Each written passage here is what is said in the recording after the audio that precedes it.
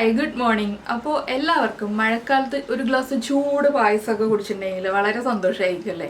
അപ്പോൾ നമ്മൾ പായസം എന്ന് പറയുമ്പോൾ തന്നെ ഏറ്റവും എളുപ്പത്തിൽ ഉണ്ടാക്കാൻ പറ്റുന്ന പായസം എന്ന് പറഞ്ഞിട്ടുണ്ടെങ്കിൽ നമ്മുടെ സേമിയ പായസമാണ്. സേമിയ പായസം എല്ലാ ദിവസവും ഉണ്ടാക്കുന്ന പോലെ എപ്പോഴും ഉണ്ടാക്കുന്ന പോലെ ഒരേ രീതിയിൽ തന്നെ ഉണ്ടാക്കാതെ കുറച്ച് വ്യത്യസ്തമായിട്ട് ഉണ്ടാക്കിയാലോ.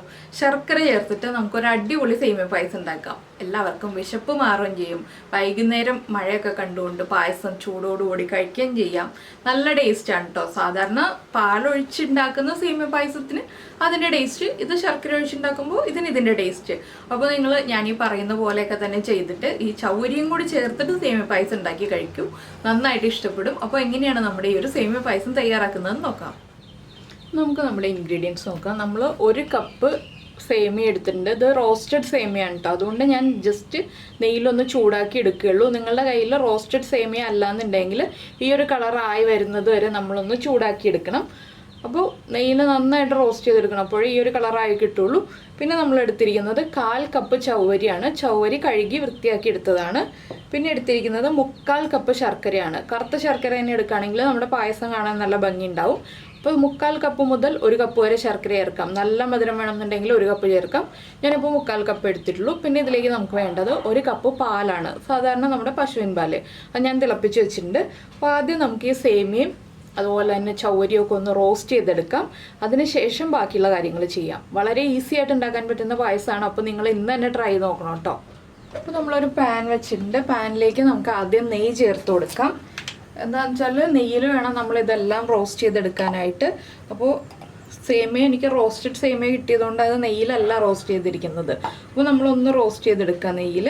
ഒരുപാട് നെയ്യ് വേണ്ട, ചെറിയൊരളവിൽ നെയ്യ് ചേർത്തിട്ട് സേമിയ റോസ്റ്റ് ചെയ്തെടുക്കാം.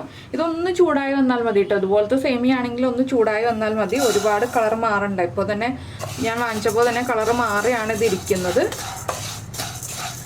പക്ഷെ നമ്മുടെ സേമിയയിലേക്ക് ആ ഒരു നെയ്യുടെ ഫ്ലേവറൊക്കെ കിട്ടാൻ വേണ്ടിയാണ് നമ്മൾ റോസ്റ്റഡ് സേമിയ ആണെങ്കിൽ നെയ്യിലൊന്ന് ചൂടാക്കി എടുക്കുന്നത്. മാക്സിമം 1/2 ടീസ്പൂൺ നെയ്യ് ചേർത്താൽ മതി. ഈ ഒരു സേമിയയുടെ ഉപ്പുമാവൊക്കെ നമ്മൾ നേരത്തെ ചെയ്തിട്ടുണ്ട് കേട്ടോ. അപ്പോൾ അതൊന്നും നിങ്ങൾ കണ്ടിട്ടില്ലെങ്കിൽ നീതാസ് ടേസ്റ്റ്ലാൻഡ് സേമിയ ഉപ്പുമാവ് എന്ന് പറഞ്ഞ് സെർച്ച് ചെയ്തിട്ടുണ്ടെങ്കിൽ കിട്ടും. നല്ല ടേസ്റ്റാണ് ആ ഒരു ഉപ്പുമാവിന്. നിങ്ങൾ ഇതുവരെ കഴിച്ചിട്ടില്ലെങ്കിൽ ഉറപ്പായിട്ടും ട്രൈ ചെയ്ത് നോക്കിക്കോളൂ. നന്നായിട്ട് ഇഷ്ടപ്പെടും.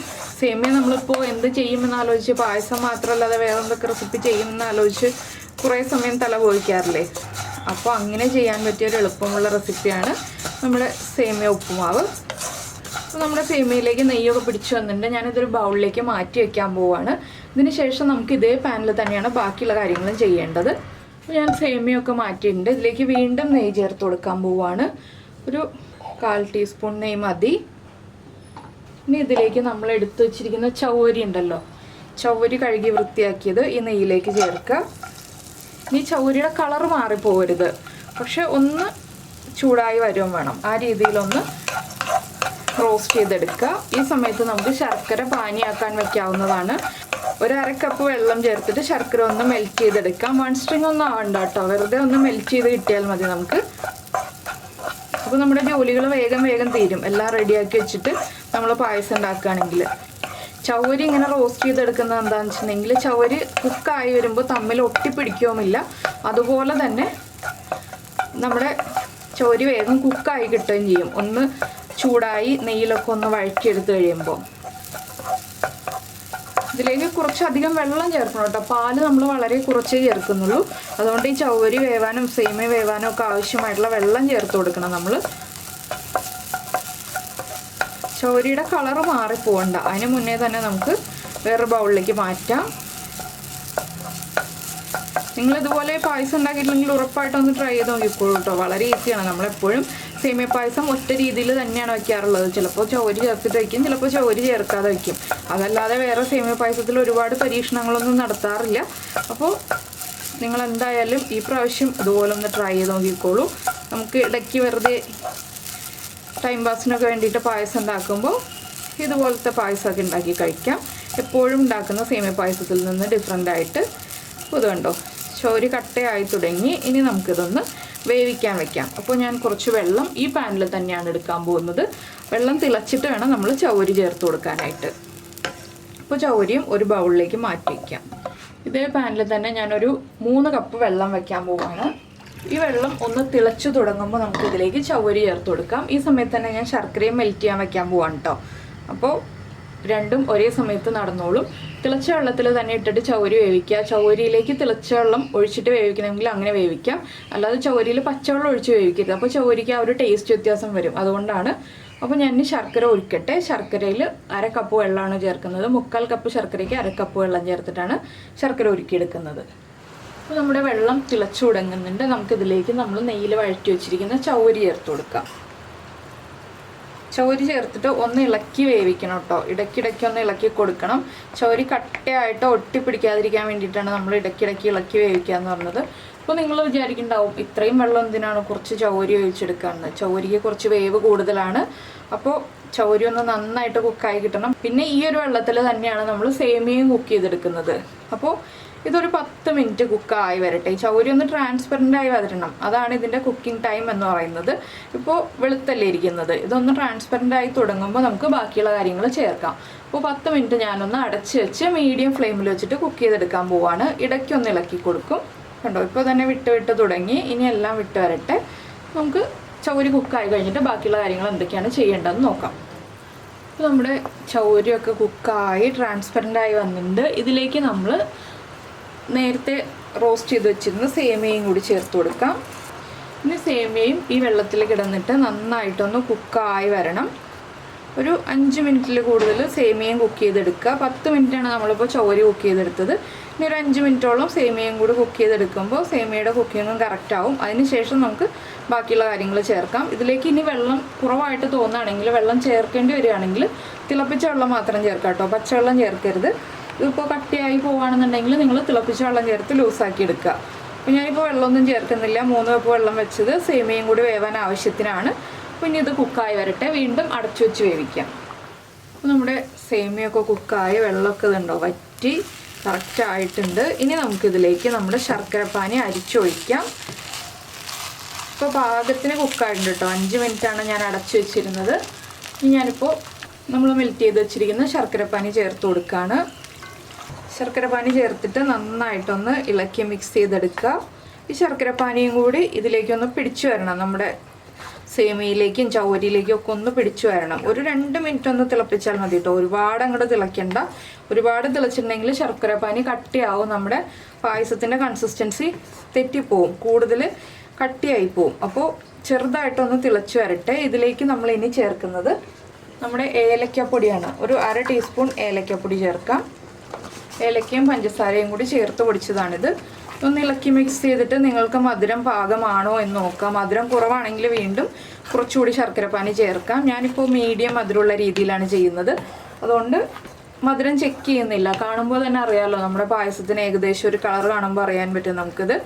അപ്പോൾ ശർക്കരയൊക്കെ ഒന്ന് തിളച്ച് തുടങ്ങുന്നുണ്ട്. ഇനി നമുക്കിതിലേക്ക് ചേർക്കേണ്ടത് നമ്മൾ തിളപ്പിച്ച് വെച്ചിരിക്കുന്ന പാലുണ്ടല്ലോ, പാല് ചേർത്ത് കൊടുക്കാം. പാല് കൂടുതൽ വേണമെന്നുണ്ടെങ്കിൽ കൂടുതൽ ചേർക്കാം കേട്ടോ. നമുക്ക് ഇതിപ്പോൾ കൂടുതൽ ലൂസായിട്ടുള്ള പായസം വേണം എന്നുണ്ടെങ്കിൽ കൂടുതൽ പാല് ചേർക്കാം. ഞാനിപ്പോൾ ചെറിയൊരു തിക്നെസ് ഉള്ള രീതിയിലാണ് ഈ പായസം ചെയ്യുന്നത്. എന്താണെന്ന് വെച്ചിട്ടുണ്ടെങ്കിൽ ഇത് കൂടുതൽ സമയം വയ്ക്കുന്നില്ല.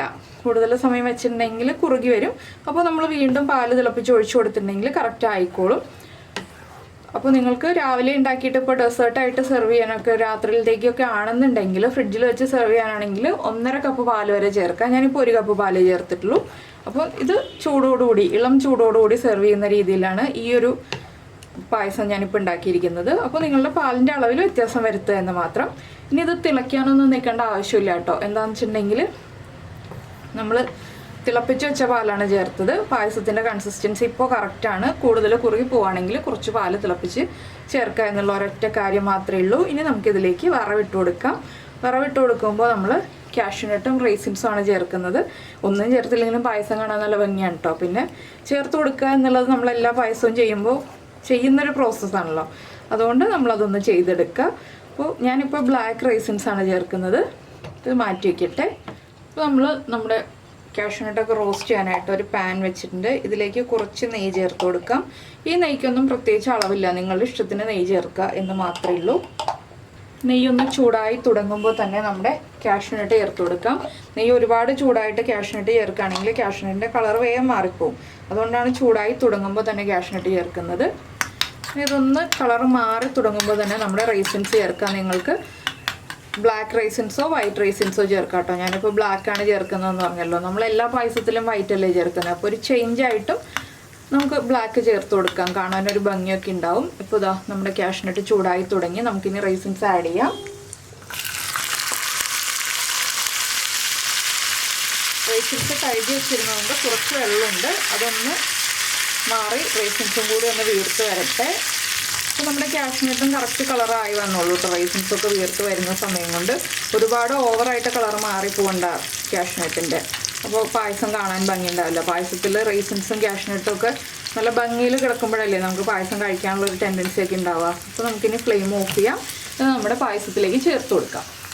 അപ്പോൾ ഞാൻ എന്താ പായസത്തിലേക്ക് കാഷ്യൂനട്ടും റൈസിൻസും ഒക്കെ ചേർത്ത് ആ നെയ്യും കൂടി ഒഴിച്ചു കൊടുക്കുകയാണ്. കുറച്ച് ബാക്കി വയ്ക്കുന്നുണ്ട്. എന്താണെന്ന് വെച്ചാൽ നമുക്ക് ഫോട്ടോ എടുക്കുമ്പോൾ ഗാർണിഷ് ചെയ്യാൻ വേണ്ടിയിട്ട്. അപ്പോൾ നിങ്ങൾ ഇതുപോലെ കാഷ്യൂനട്ടും റൈസിൻസും എല്ലാം ചേർത്ത് ഈ ഒരു ശർക്കര പായസമായിട്ട് സേമിയ പായസം ഉണ്ടാക്കിയിട്ടില്ലെങ്കിൽ ഉറപ്പായിട്ടൊന്ന് ട്രൈ ചെയ്ത് നോക്കിക്കോളൂ.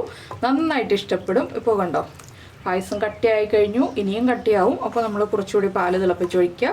വേറെ വലിയ ബുദ്ധിമുട്ടുള്ള ജോലികളൊന്നുമില്ല. ശർക്കര പായസം എന്ന് പറയുമ്പോൾ ശർക്കരയിൽ വരട്ടി എടുക്കേണ്ട ബുദ്ധിമുട്ടൊന്നും ഇല്ല കേട്ടോ. വളരെ എളുപ്പത്തിൽ ചെയ്യാവുന്ന പായസമാണ്. അപ്പോൾ എല്ലാവരും ട്രൈ ചെയ്ത് നോക്കുമെന്ന് വിചാരിക്കുന്നു. ട്രൈ ചെയ്ത് നോക്കിയിട്ട് ഇഷ്ടമായിട്ടുണ്ടെങ്കിൽ ഒന്ന് കമൻറ്റ് ചെയ്യാനും ലൈക്ക് ചെയ്യാനും ഒന്നും മറന്നു പോരുത് കേട്ടോ. അതുപോലെ തന്നെ നിങ്ങൾക്ക് ഇഷ്ടപ്പെടുന്ന കുക്കിംഗ് റെസിപ്പീസ്, കുക്കിംഗ് താല്പര്യമുള്ള നിങ്ങളുടെ ഫ്രണ്ട്സിനൊക്കെ ഒന്ന് ഷെയർ ചെയ്ത് കൊടുക്കുക. ഇതുപോലെയുള്ള റെസിപ്പീസൊക്കെ ആകുമ്പോൾ എല്ലാവർക്കും ഇഷ്ടപ്പെടുമായിരിക്കും.